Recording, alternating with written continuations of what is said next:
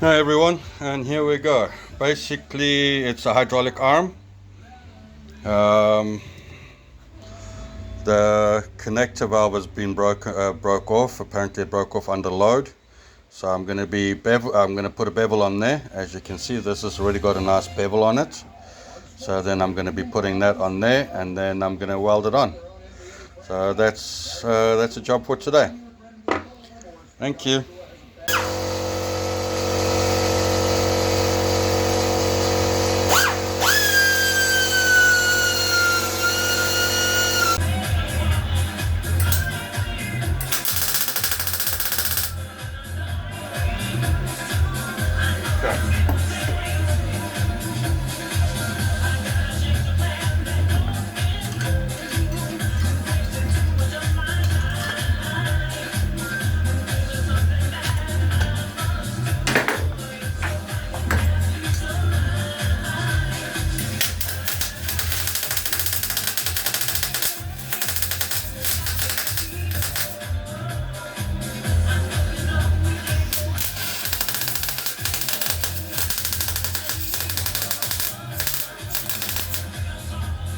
Okay.